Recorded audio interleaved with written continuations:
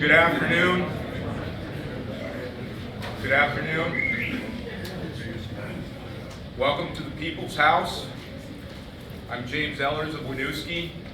I'm here with my fellow Vermonters, kindred spirits, all of whom are rather upset with the treatment that we feel we're receiving from the political leadership in Montpelier. For me personally, if anything epitomizes how political leadership views us, it's the fact that we continue to dump untreated human sewage into those downstream. And for me, as a hunter and an angler, we cannot say we care about downstream Vermonters while this very city that we stand in, the capital of Vermont, routinely, intentionally diverts untreated human waste into the drinking water supply of hundreds of thousands of people. With that, I'm going to introduce now several people, all of whom have different viewpoints. We all represent different parties, if we're even affiliated with a political party, who've had enough. First speaker, John Brabant of Calais, Vermont.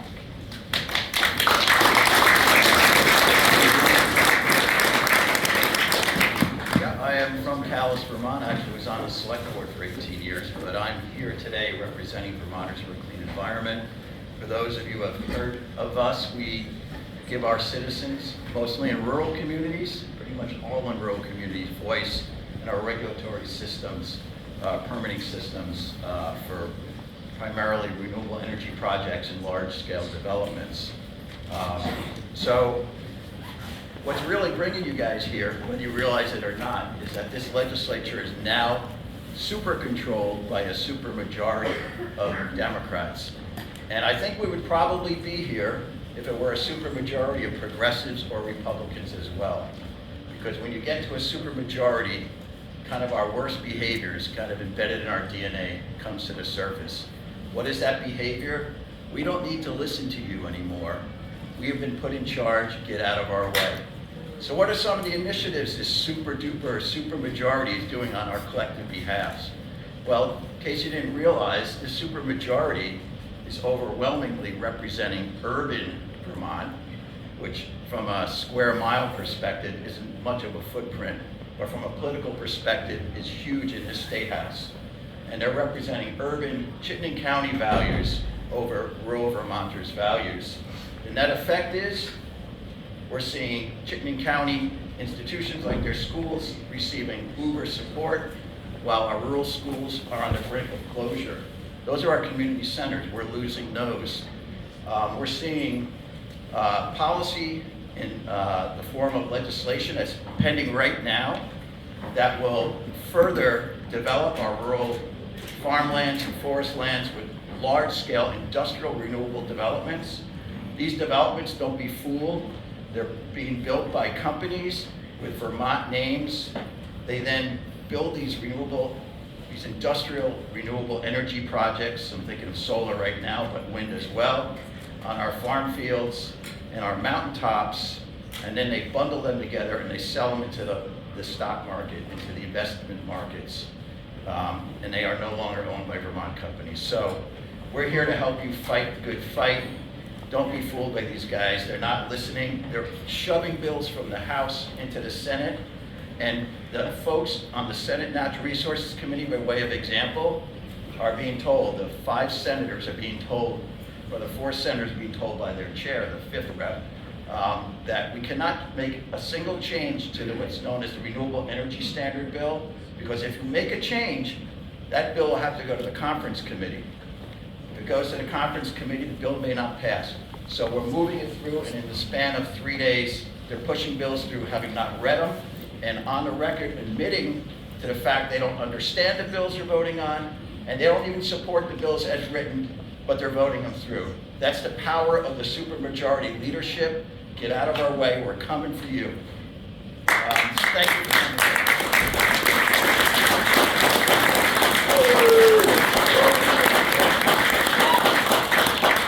Thank you, John. Next, we have Suzanna Jones and Steve Gorlick of Walden, Vermont.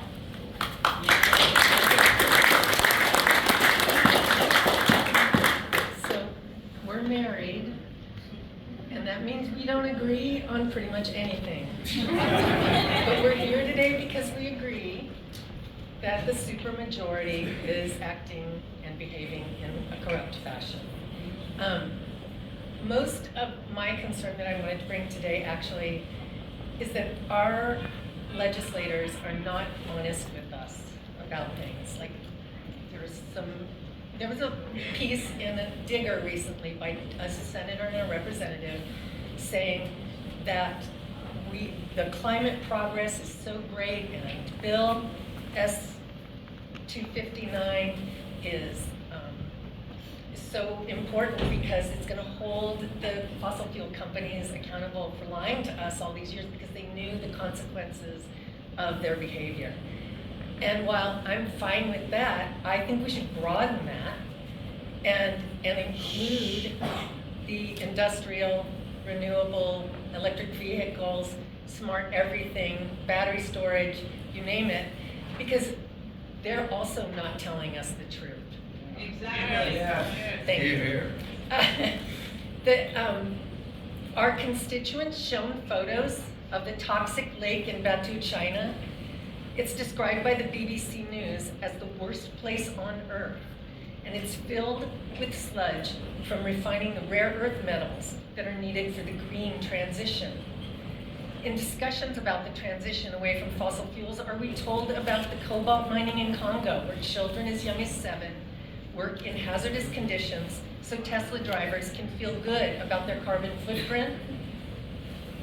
Has the public been informed that the rapid growth of the clean energy technologies is leading to a mining boom in Africa that threatens not only wildlife populations like the great apes, but also whole ecosystems? Of course not. Perhaps we should heed the words of Dr. Jessica Junker, who's the lead researcher from this study describing how the renewable boom threatens Africa's great apes and their habitat. Quote, "A shift away from fossil fuels is good for the climate, but must be done in a way that does not jeopardize biodiversity. In its current iteration, it may be going against the very environmental goals that we are aiming for. Instead of blindly rushing ahead with renewables, it's crucial for everyone to adopt a mindset of reduced consumption." Where was reduced consumption on that list of steps the legislature proposed as a way to address the climate issues? Nowhere, I'm afraid. So we are here to hold them accountable and open the conversation so they can listen to us instead of the industry and the people on the legislature who are also connected to industry. And thank you very much.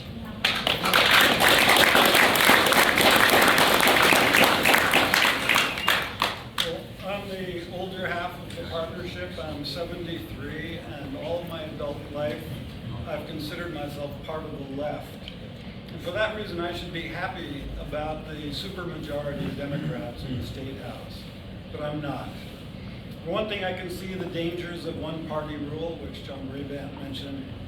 And it doesn't really matter, as he pointed out, which side has this supermajority. It's a dangerous thing. For another, the left in Vermont is hardly recognizable to me.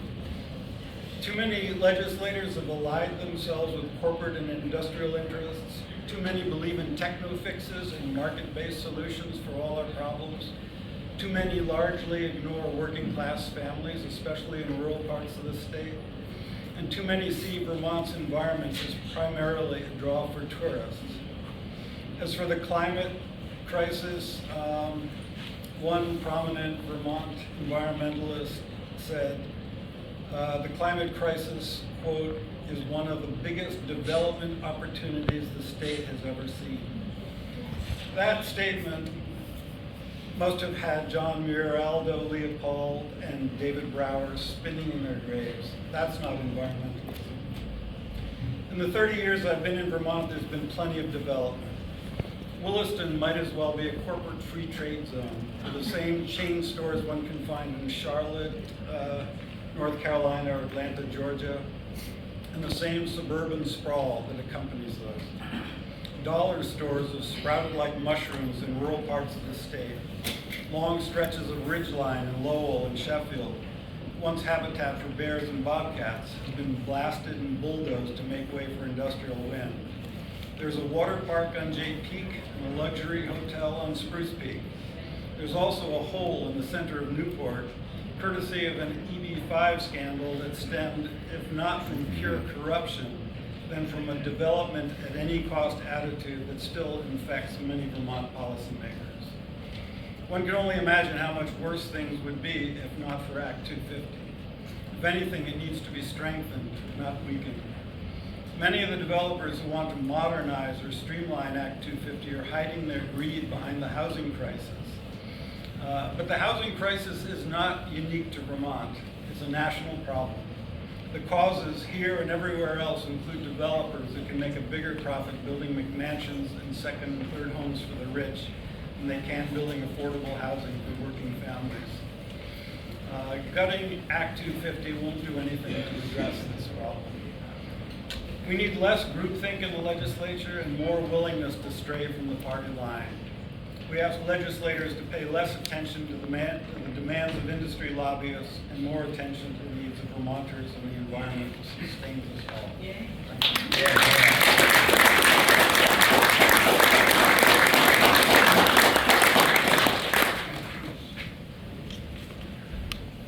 Thank you, Steve. Thank you, Suzanna. Try not to fight on the way home. Next is Chris Viennes of Waterbury. Good afternoon, everybody. I was a former select board for the town of Waterbury for over 10 years. Frustration, anger, disappointment. That's what's got your school budget voted down. I'm going to say it as square as I can to you people. What's going on now in this state is all of our faults for being complacent, for not exercising our right to hold our our legislative leaders responsible. It's our fault. We're reaping what we've sowed for too long. And now we have to stand and right the ship. I said on WDEV a while ago when they were talking about Governor's State of the State address, there were certain legislators apparently that were verbally demonizing him aloud during his State of the State address. I got on the radio and I said, I want to ask one thing. How can the voters of this state claim to be very intelligent people vote 3 terms in a row a Republican governor and then handcuff themselves by voting in a complete Democratic state, Senate, and legislative House body, and completely handcuff themselves from any middle of the road compromise on anything? That's why we're in the boat we're in right now. At the school board level, this has gone on too long. I'm not anti-education. I'm just anti-going broke paying for it.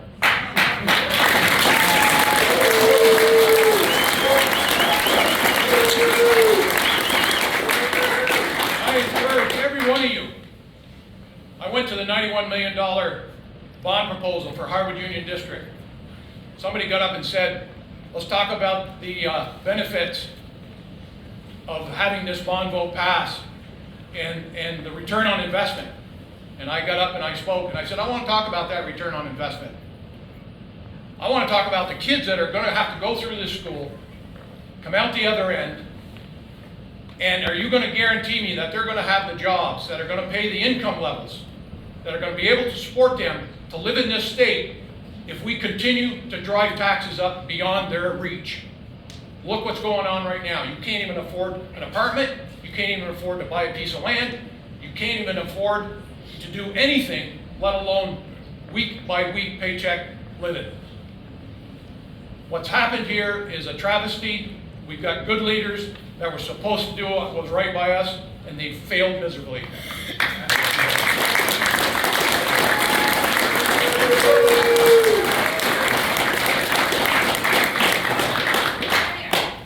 Thank you, Chris. Next, we have Alison Despathy of Danville.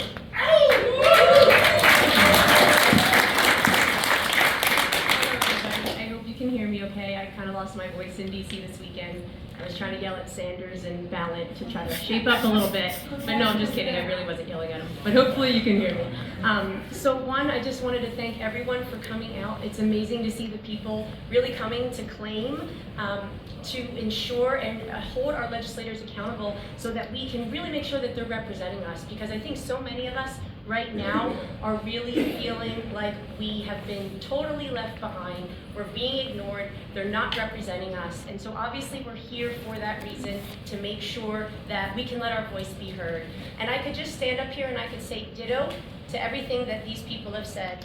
And what I would say is there is unfortunately a lot more, because it's not only our property taxes, it is also, if the Affordable Heat Act passes next year, then we're going to be paying more for heating fuel. If we pass the renewable energy standard that's going through the Senate right now, we are going to be paying more for electric rates. If we, well, I'm sorry, I'm not sure where else the other ones are coming from, but I'm sorry, say it again. Oh, thank you, yes. So the cars, right now in the transportation bill in section 30, they're looking at a cap and invest program on cars, which would force people to then pay more for gas and diesel. So it's literally coming at us from every angle, and it's unacceptable, and it's not reasonable or realistic for any of us. None of us are going to be able to afford that. And I will say, I think on a positive note, we have a solution. So the Republicans have been working really, really hard to try to bring balance to this state house right now. Obviously, they're not having the luck, and that's why we need to come here, because the supermajority is out of control. There's no deliberation. They're not listening to constituents at all. The governor is trying, the Republicans are trying, the people are trying, and we all feel like we are being ignored. Right now, we have a solution, and I would say, just thinking of voting for next year, if you can ensure that your representative is absolutely going to vote down the Affordable Heat Act, that is huge. That is one way that we can absolutely reclaim and make sure that our representatives are representing the constituents.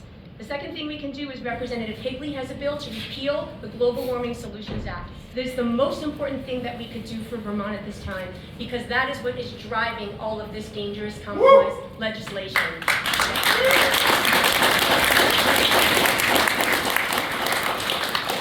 The one last thing that I would say is, if you can really ensure that you get out and you vote and you make sure you know where your candidate stands on these issues, so we can reclaim Vermont and have a Vermont plan that's going to serve the people and the environment and not punish and penalize us. Thank you.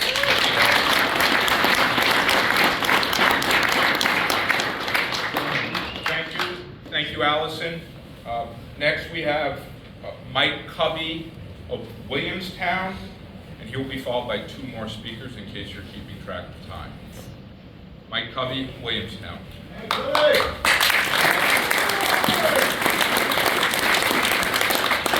Hello, everybody. As I told some people earlier today, if you ask me to talk about wildlife, I'll always say yes. As our legislature proceeds to debate bills that impact everyone's lives, a real concern has emerged that only the privileged few are consistently listened to in matters of state government. Since 2015, there's been an aggressive effort to reduce opportunities for hunting and trapping by people who don't acknowledge the benefits of having this personal relationship with our wildlife. The same few folks keep writing about the need to ban hunting and trapping practices and to break what works by filling regulatory boards with people who are opposed to their activities. We see a constant stream of letters to the editor from people who carry a strong hatred of hunting and trapping. If you look back through them, though, you'll find that it's a handful of activists who write constantly and have nothing new to say. It's time for those of us who understand how intimately these activities are woven into the fabric of our state to start writing as well. A few years ago, I was asked how we could get more people interested in conserving land and water, and my answer was simple. Teach them to hunt, fish, and trap. Give people an activity which intimately connects them to these resources, and then give them a space to do it. Our hunting, fishing, and trapping community is a critical contributor to the health of our wildlife and the ecosystems we share with them, and it's not negotiable as a political game piece. While it's fine for people to express their opinions, it's irresponsible for others to move bills that will obstruct a functional system, make decisions about, and politicize the ways we manage wildlife. Hunting and trapping are good for the families who engage in them, the communities they live in, and the wildlife resource itself.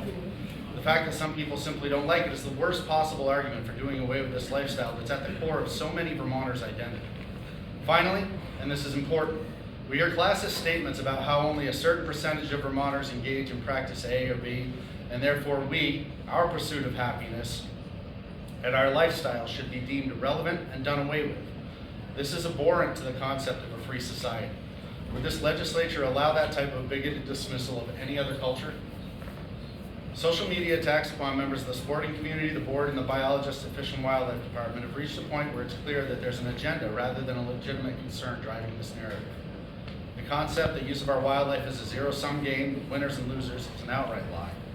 The general public doesn't suffer because hunters, trappers, and anglers use a portion of the resource, nor does our wildlife suffer. Nowhere has regulated hunting, trapping, or fishing been harmful to healthy wildlife populations, and quite often those connected to the resource through their pursuit of game are the ones who sound the alarm when there's a problem. The harvest of wild game is local, it's green, it's renewable, and it provides environmental benefits. It should be celebrated, not denigrated. The harvest is crucial to many Vermont families in terms of how they achieve food security. As a result of how important this is, we are looking into the possibility of creating a political action committee to support candidates who support hunting and opposing those who don't, because enough is enough. Aldo Leupold wrote in the Sand County Almanac that there are some who can live without wild things and some who cannot. We are those who cannot.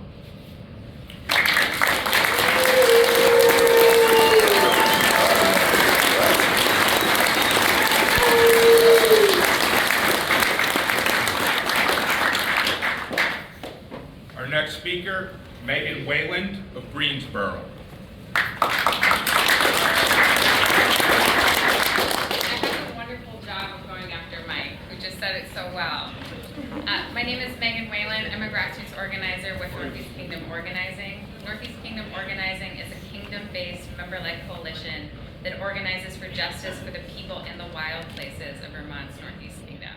I've lived in the kingdom for over 20 years. I grew up eating venison from the woods, sweet corn from my grandparents' fields, and walleye from the lakes. I'm proud to be a rural, working-class person, and I'm here today because I'm concerned about protecting the wild and protecting the dignity, culture, and skills of rural people like myself and the people of my kingdom.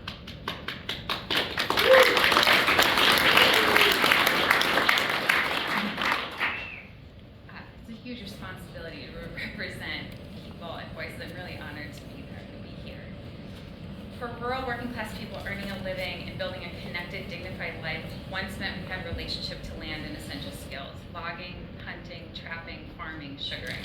More and more, we're losing dignified, skilled, and land-based work. Now, we build second homes, wait tables, and run ski lifts. The pandemic era has brought with it a flood of privileged people to rural land. It used to be that you could put in your 40 hours a week, earn kingdom wages, and afford a home in the kingdom. But kingdom wages now aren't enough to compete with out-of-state urban and middle-class suburban wage earners, pricing us out of our communities. NICO has a housing campaign. We know people earning kingdom wages want safe, secure housing for all. They want true affordability. They want a relationship with land and the right to grow, hunt, and gather food, not just live in apartment complexes with little community garden plots. And I'll add that they want garages and shops, places to replace their brake pads, build a chair for their granddaughter, earn a little extra cash by working with their hands. We want places to maintain our skills and self-determination. Privileged people are moving to our communities and bring with them the economic power that outspends and outweighs the political power and voice of current residents. That has radically altered our representation in local and state government.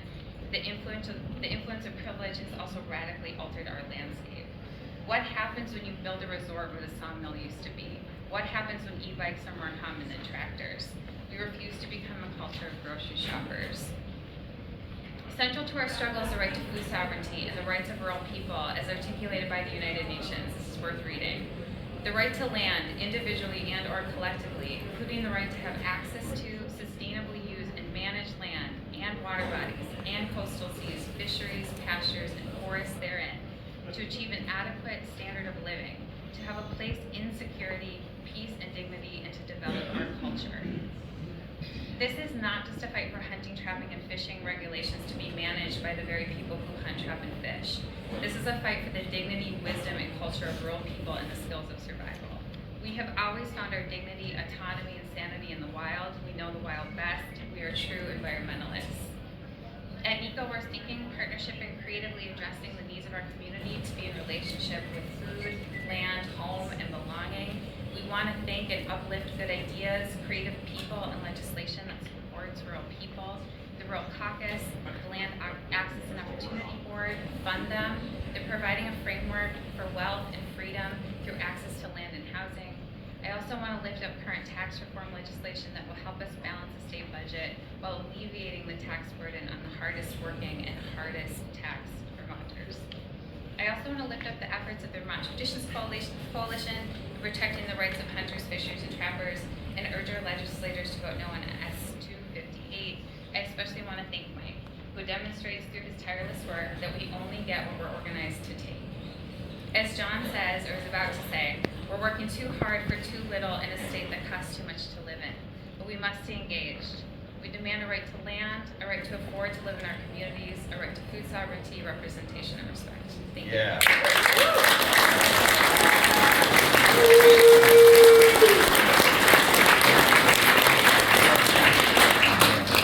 Thank you, Megan. And now our anchor How about speaker, vacation? I'll John- take one of those. John Rodgers of Glover.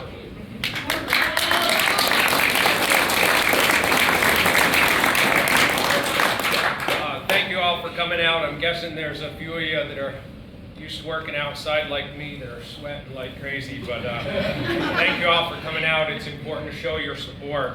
It appears that the majority of the legislature now operates from a position of privilege. No working class Vermonter could possibly support adding hundreds of millions of dollars to the cost of living for Vermonters through legislation.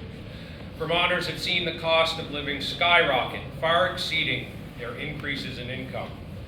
Groceries are more expensive, and car insurance has gone up some 40% in 2 years. The cost of vehicles and equipment and the parts and maintenance to keep them moving has drastically increased. Property taxes have always seemed to outpace the growth in our income, and homeowners insurance continues to climb. To add insult to injury, the legislature passed hundreds of millions of dollars in new costs to Vermonters last year, and they're on a path to do the same thing again this year. Property taxes are poised to go up 20% or more in our towns. The energy bill moving through the legislature is estimated to cost Vermonters an additional $100 million a year. Much of that money will go to energy developers because of the special deal that the legislature has given them for years. The legislature continues to allow them to overcharge for renewable energy. The net metering program has cost Vermonters hundreds of millions of dollars. Is it just a coincidence that legislative leadership and many of its members get huge campaign contributions from energy developers and investors? I think not. Did you know that one energy developer set up 2 separate super PACs for one legislative candidate, spending a total of $20,000 of his own money to get this one candidate elected? The Department of Public Service had a plan that looked out for ratepayers and had substantial carbon reductions, but the legislature ignored this plan because it did not reward their millionaire friends in energy development. 50% of carbon emissions come from the top 10% of wage earners. This includes some of our energy developers who own several large homes in Vermont and jet set around the world.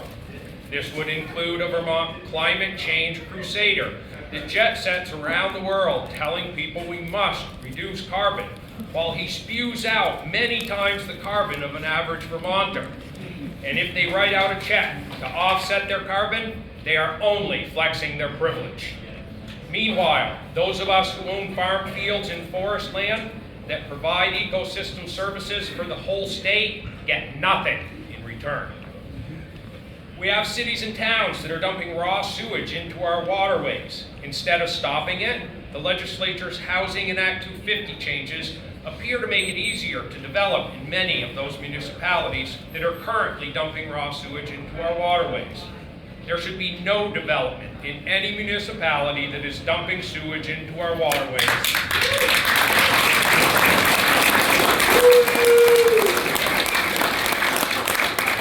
Unless that development can prove it will reduce overflows. Their legislation will make it harder and more expensive to develop single-family homes in rural Vermont. And it will take value from the land that we have been paying excessive property taxes on for many years. It will make it harder to do proper forest management and work our lands as we have for many generations. The legislature has decided that it's okay to discriminate against the culture of the people whose families built this state. They have sided with a small number of privileged anti-hunters who attack our culture, using names like knuckle-draggers and murderers to describe people who hunt. This would not be tolerated for an attack on any other culture, but the legislature has embraced it and is forwarding legislation for this special interest. What has the legislature given us more of in the last 10 years? We have a more unaffordable state. We have more violent crime, drug dealers, drugs, drug addicts, drug overdoses, and crime carried out by drug addicts to support their habits. We have more homelessness and food insecurity. We have more stress, anxiety, and depression amongst our citizens, which is especially troubling amongst our youth. The legislature has passed unconstitutional attacks on our Second Amendment right, violating their oath of office. Every legislator who has violated their oath of office should be removed from office.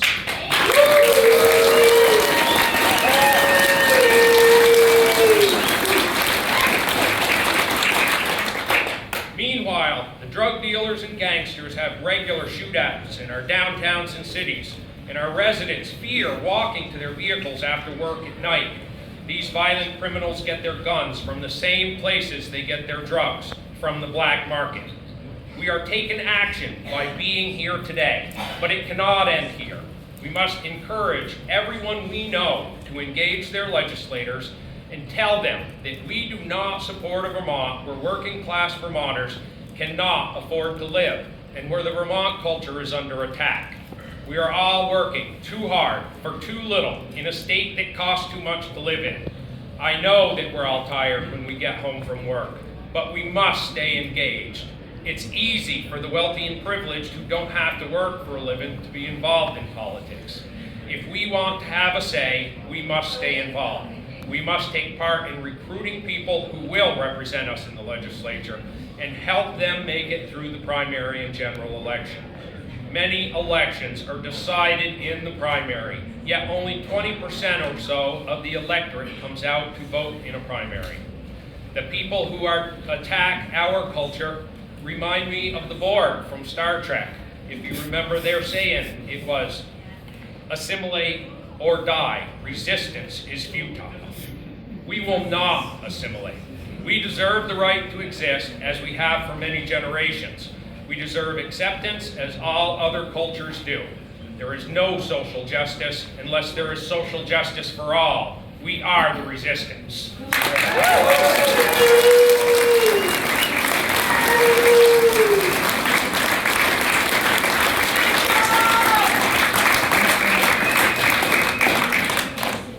Thank you, John. That concludes our formal remarks. If the press has any questions for the speakers, we can take them here at the podium, or you're welcome to engage them individually. I personally would like to extend my thanks to everyone that came out today to support us as we work with you to resist the tyranny of the majority that sees Vermont as just another investment portfolio for people with power to exploit. Thank you. I got a question.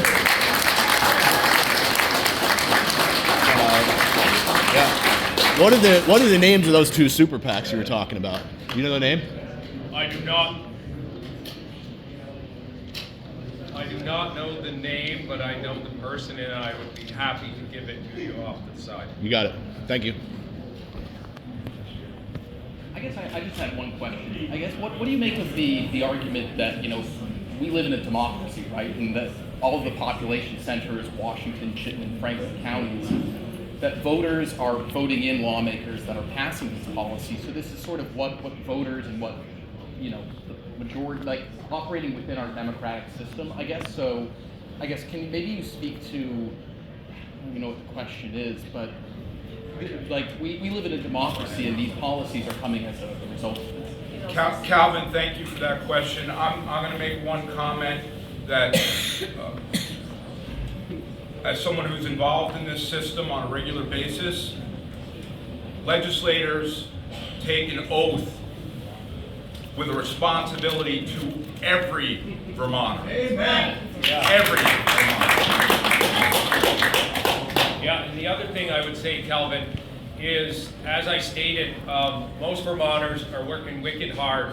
And as you know, as a reporter, it's kind of hard to stay up with what's going on in this building. Things are constantly shifting. I believe that there are very few people who actually follow what's going on until it's too late. When I was in the legislature, I'd have people ask me how things were going in the legislature in the middle of July or September. They don't even know when our session is.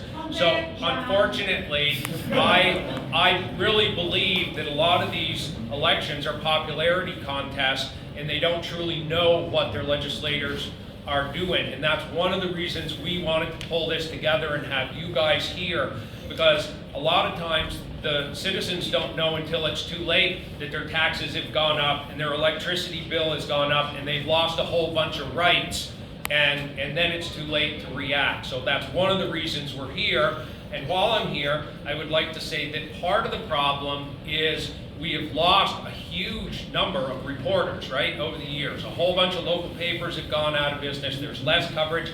And unfortunately, there are less people doing investigative reporting. I think the media does a good job of covering the talking points of the two parties, but who's digging into where is all the money from the tens of millions of dollars that are being cost shifted in net metering every year?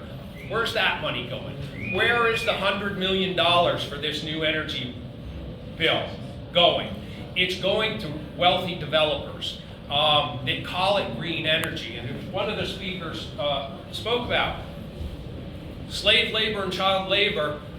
Mining cobalt is not green. Building solar panels in China with coal power with no environmental standards and no standards for labor is not green. Everything is being greenwashed. The developers are making huge money on the backs of working Vermonters and poor Vermonters that don't have the time and energy to follow what's going on in this building.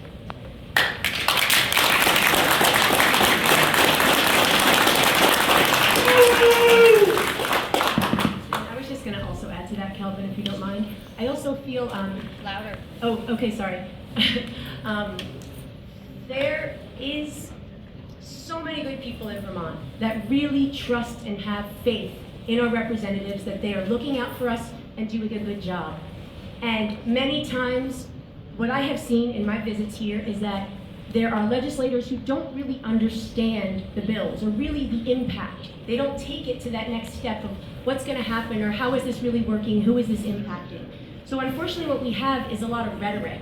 So there really are a lot of legislators, and I see this in the writing quite often, who hide behind rhetoric. Because if you say we're working for the environment, who doesn't want to work for the environment? Every single one of us want to work for the environment. The question is, how do we do that? How are we getting there? What steps are we taking, and who's being impacted because of it? And I see this play out with a lot of writing. I see it play out on the floor when people share misinformation. I'm not saying it's intentional, but it's misinformation. They don't correct it. So you have this path that starts happening of people really not getting the full picture and really not understanding what's going on. And when you think about, I just want to say on this last piece, the Renewable Energy Standard, if it passes and it raises electric rates, the Affordable Heat Act, if that passes and raises heat, think not only for us in our homes trying to afford that, businesses trying to afford that, but also the cost of food, the cost of services, the cost of product. So the collateral damage from these hasn't even really been talked about. And it's so much more beyond just we're going to pay more for these products and this service. So I just wanted to add that to it. Thank you.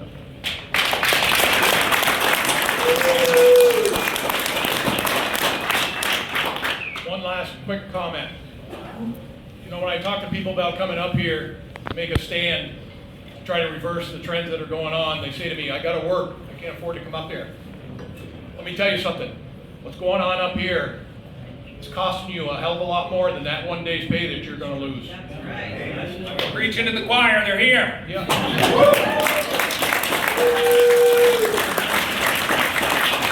It's time to get it together as Vermonters, like Jesse Waters would say, and stand up for what our rights are and what we think is right and get these people under control. Thank you. And I think that's a super important point, because I think we have thousands of Vermonters that would have liked to been here. We have thousands of Vermonters who couldn't get the day off or couldn't afford the day off. And so that's a super important point. We should demand that Democrat legislators don't let the speaker tell them how to vote. Any other questions? I don't know if I have one right now. Okay. Thank you, though. We covered the subject so completely. You did. Thank you again to everyone that came out today to show your support, because we do know, we are one of you, we do know what it takes to get yourselves here and have your voices heard. Thank you. Thank you.